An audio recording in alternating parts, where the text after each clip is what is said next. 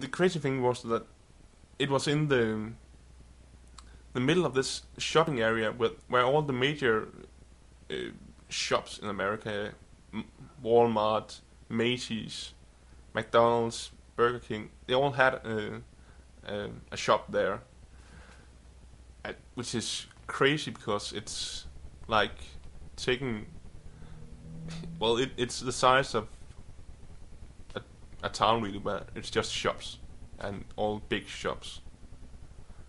But it was just outside New York, so I guess that's where people go when they want to buy all these kind of things instead of going into the middle of New York.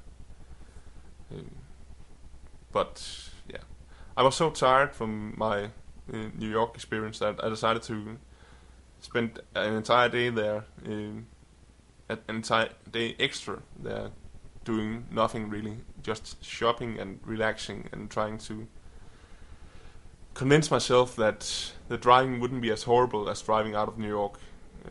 And well, after that I drove here and it's been very nice.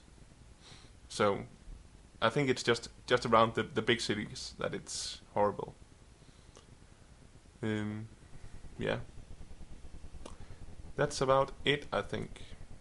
Um, Perhaps I could just tell you a bit about the car. It's a small Nissan, and it has automatic gears. So I have to get used to not always having to do something with the gear lever.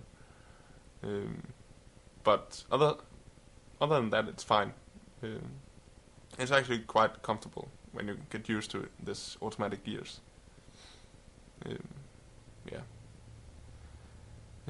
Tomorrow, I think I'll be going to the Harley Davidson factory, which is not far from here, and Gettysburg Memorial, where uh, yeah, one of the major battles of the Civil War were fought.